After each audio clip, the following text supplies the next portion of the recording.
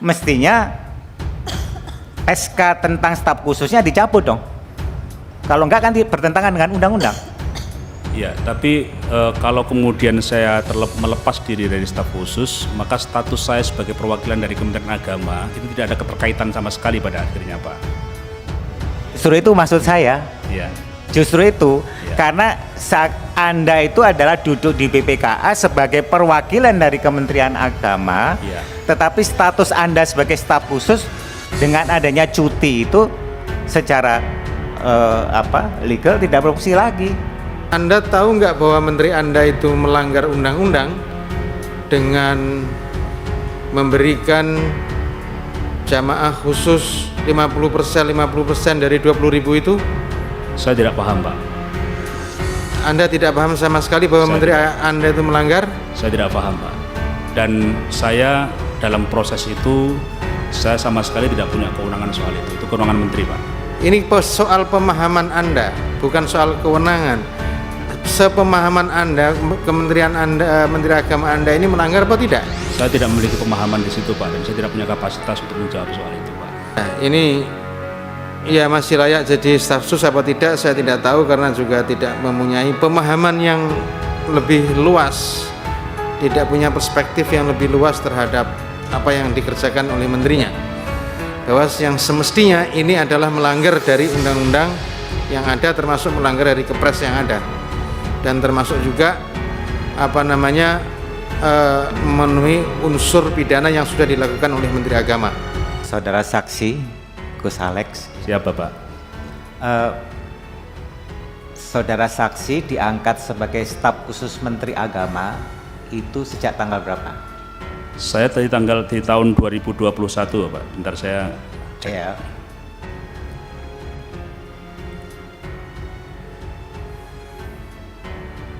Saya ditugaskan sebagai staf khusus Menteri Agama di tanggal 5 Februari 2021, Bapak. Itu dasarnya keputusan Menteri Agama atau? Keputusan Menteri Agama. Dan sebagai staf khusus, saudara menerima fasilitas sebagai staf khusus? Betul, Bapak. Meliputi apa saja? Saya meliputi gaji, tunjangan, dan fasilitas kendaraan. Oke. Kemudian tadi disebutkan, saudara saksi menyatakan bahwa cuti mulai 14 Oktober 2022. Betul, Bapak. Alasan cutinya? Karena terkait dengan tugas saya di Badan Pengawas, Bapak, di Dewan Pengawas, Pak, yaitu cuti karena alasan penting, itu yang tertuang dalam Cuti karena alasan penting. Iya. Nah, yang menjadi pertanyaan, penempatan tadi disampaikan dari 7 anggota Dewan Pengawas, 2 ditunjuk oleh pemerintah. Iya, Bapak. Ini sifatnya ex officio atau melalui seleksi pansel? Ex officio, Bapak. Ex officio. Betul. Kalau ex officio seharusnya tidak perlu meninggalkan jabatan. Ex officio, jadi seperti juga di OJK, Wakil Menteri Keuangan itu adalah ex officio di Dewan Komisioner OJK. Jadi ini perlu diperjelas. Kemudian dari Dewan Pengawas tadi, Ketua Dewan Pengawasnya itu ex officio dari Kementerian Keuangan. Betul? Tapi ketentuan dalam undang-undang tidak boleh rangkap jabatan, Bapak. Loh, tidak boleh rangkap jabatan itu untuk yang dipilih. Tetapi kalau ex officio tidak. Makanya ini sebetulnya bagi teman-teman ini perlu juga dilakukan revisi undang-undangnya, karena Ketua Dewan Pengawas sebetulnya nggak boleh yang dari ex officio. Itu catatan mengingatkan. Makanya saya mengatakan kalau Anda cuti, ya saudara cuti, itu sifatnya cuti di luar tanggungan, betul? Iya. Berarti saudara tidak mendapatkan fasilitas sebagai staf khusus. Betul, saya tidak, semenjak saya diangkat sebagai dewas, saya tidak memperoleh gaji, tunjangan, dan fasilitas yang lain, Pak. Sebetulnya sudah tidak aktif lagi sebagai staf khusus. Iya, dari sisi keuangan tidak aktif, Pak. Loh, enggak, maksud saya ini penting ini. Iya. Artinya kenapa? Kalau sifatnya ini kan jadi ini dualisme. Iya. Kalau memang tidak bisa menjalankan, kalau undang-undang menyatakan itu tidak boleh dirangkap, ya mestinya SK tentang staf khususnya dicabut dong. Kalau enggak kan bertentangan dengan undang-undang. Ya, tapi kalau kemudian saya melepas diri dari staf khusus, maka status saya sebagai perwakilan dari Kementerian Agama itu tidak ada keterkaitan sama sekali pada akhirnya, Pak. Justru itu maksud saya. Ya. Justru itu, Ya. karena saat Anda itu adalah duduk di BPKA sebagai perwakilan dari Kementerian Agama, Ya. tetapi status Anda sebagai staf khusus dengan adanya cuti itu secara legal tidak berfungsi lagi. Karena Anda tidak mendapatkan fasilitas sama sekali sebagai staf khusus dan tidak bisa aktif sebagai staf khusus.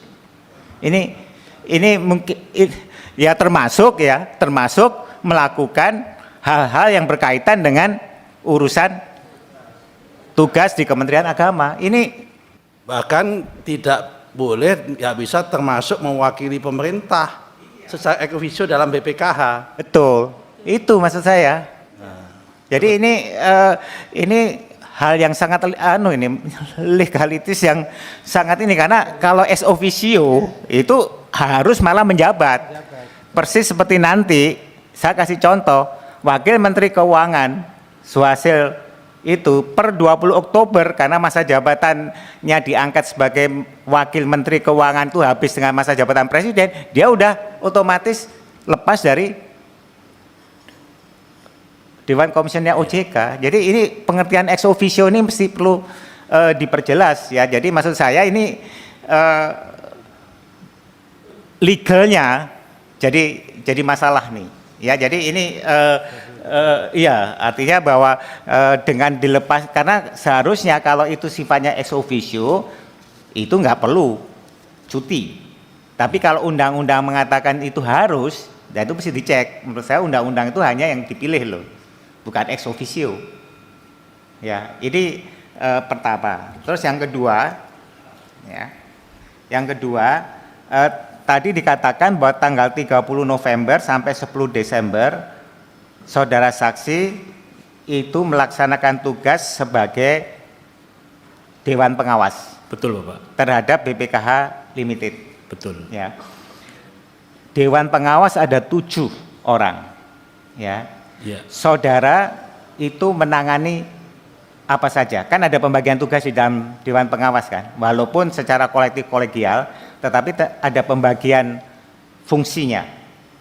Iya, Bapak. Nah itu apa yang menjadi tugas saudara saksi? Kalau di Dewas, bidangan saya adalah bidang kemaslahatan, administrasi keuangan, humas, dan administrasi perkantoran, Pak. Apakah investasi termasuk di dalam ruang lingkup tugas ini? Bukan. Nah, kalau bukan, kenapa tadi dikatakan Anda bertugas untuk mengawasi BPKH Limited yang tujuannya untuk mengawasi risiko investasi dan kerjasama luar negeri? Di mana kaitannya itu? Ya, izin. Jadi terkait dengan BPKH Limited ini kan sebenarnya kan kita ingin bahwa agar BPKH Limited ini terlibat dan berperan pada proses ekosistem haji di Saudi.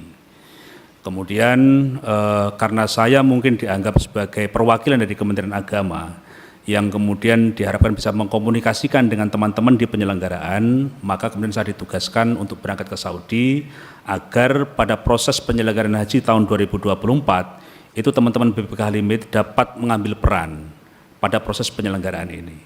Hanya itu saja, Bapak, mungkin. Jadi dianggap ya tidak sesuai dengan tupoksinya. Oke. Loh, yang menganggap itu siapa, Pak?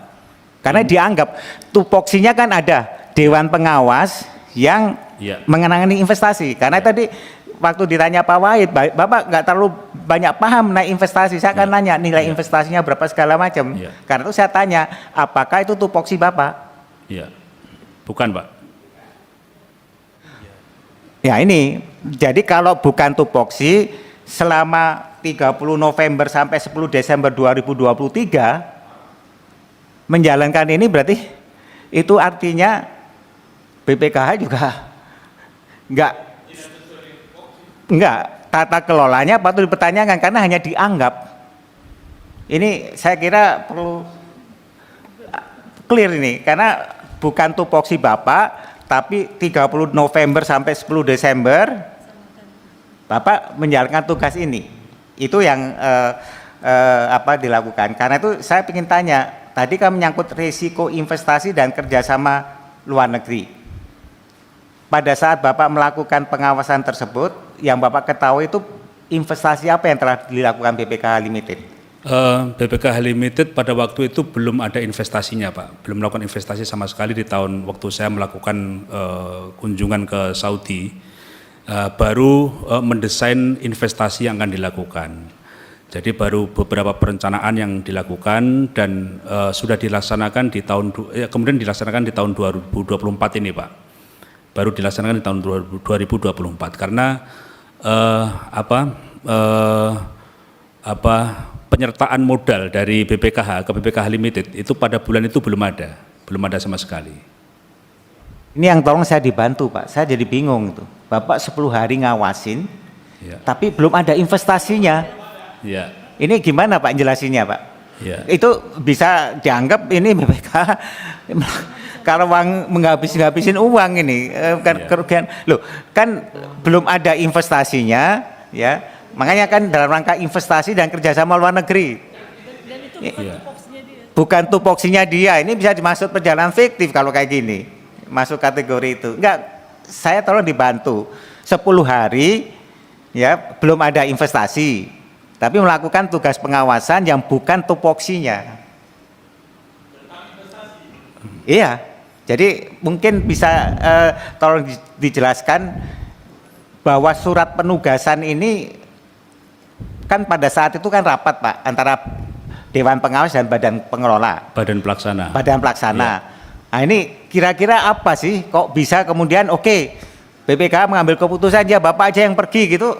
Saya terus terang aja nggak nyambung gitu Pak. Iya, ya mungkin pertimbangan itu saja Pak. Pertimbangan bahwa kebutuhan rencana investasi BPKH Limited ini adalah terkait dengan ekosistem penyelenggaraan haji. Pertimbangan itu Pak. Yang ngambil keputusan siapa Pak?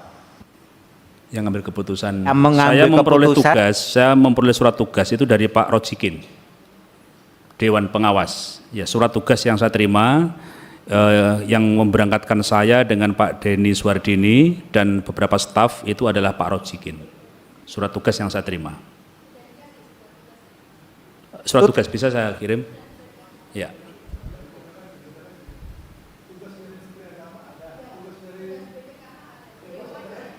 Ya. Kalau saya berangkat tidak menggunakan, saya tidak mulai tugas dari Kementerian, surat tugas dari Kementerian Agama tidak ada Pak. Yang saya peroleh adalah surat tugas dari BPKH. Surat tugas dari BPKH sebagai anggota Dewan Pengawas. Iya.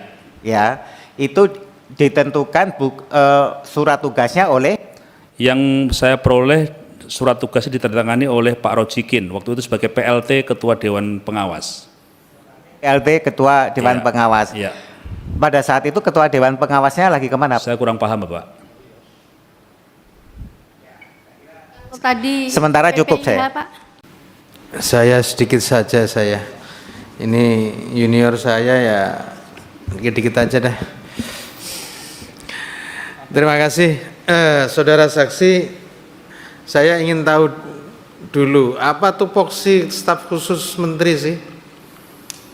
Kalau tugas dan fungsi dari staf khusus menteri adalah memberikan saran dan pertimbangan kepada menteri dengan penugasan yang bersifat khusus di luar bidang dan tugas dari unsur-unsur organisasi kementerian, Pak.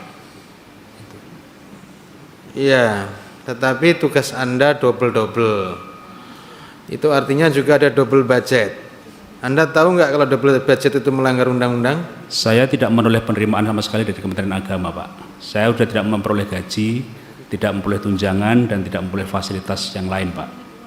Tidak menerima, tapi Tidak. tadi teman-teman menyebut Anda juga mendapatkan bisnis kelas untuk pergi atas nama kerja untuk BPKH dan BPIH dan seterusnya tadi, termasuk BPKH Limited. Kalau BPKH saya berangkat tahun 2023 tanggal 30 November, iya. Berarti Anda dapat.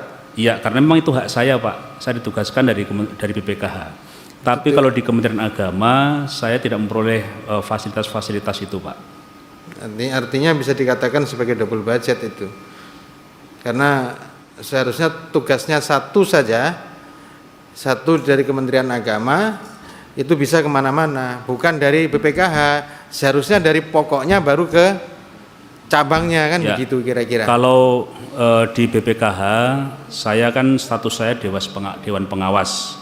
Tapi kalau di Kementerian Agama, saya staf khusus tapi saya cuti semenjak saya diangkat sebagai Dewas di BPKH. Iya, itu termasuk pelanggaran sebetulnya dan itu tidak boleh.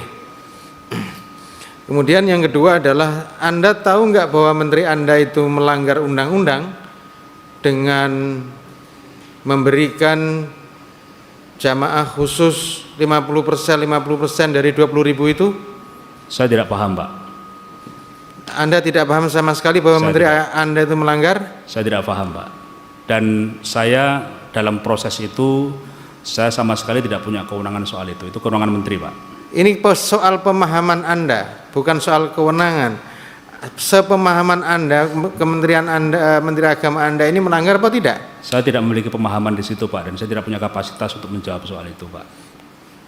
Berarti juga tidak punya, tadi mengkoordinasi, memberikan penjelasan dan seterusnya pada Menteri. Tapi soal ini Anda tidak bisa menjawab. Ya, karena status saya sebagai staf khusus cuti dan saya hanya ditugaskan untuk memberikan layanan jemaah lansia, hanya itu, Pak.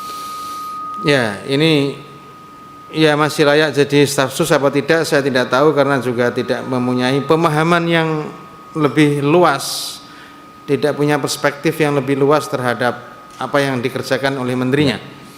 Bahwa yang semestinya ini adalah melanggar dari undang-undang yang ada, termasuk melanggar dari Kepres yang ada, dan termasuk juga memenuhi unsur pidana yang sudah dilakukan oleh Menteri Agama. Kemudian yang selanjutnya adalah bahwa saya dengar-dengar, makanya saya minta klarifikasi atau tabayun. Anda sudah dilaporkan oleh beberapa vendor, tidak vendor tahun ini juga, tapi vendor tahun lalu, haji yang lalu, vendor-vendor yang tidak kompatibel dan vendor-vendor yang nakal, dan sudah dilaporkan di pihak aparat penegak hukum, dan bahkan Anda juga terlibat di sana. Mohon izin, vendor apa, Pak? Vendor di bidang catering, vendor di bidang pelayanan perkemahan, Ya. dan lain-lain. Anda terlibat di sana. Mohon izin, saya tidak terlibat sama sekali terkait dengan penyiapan penyediaan layanan baik catering, akomodasi maupun transportasi. Saya tidak terlibat sama sekali, tapi bahwa ada pihak-pihak yang mengatasnamakan saya untuk melakukan tindak pidana, ya.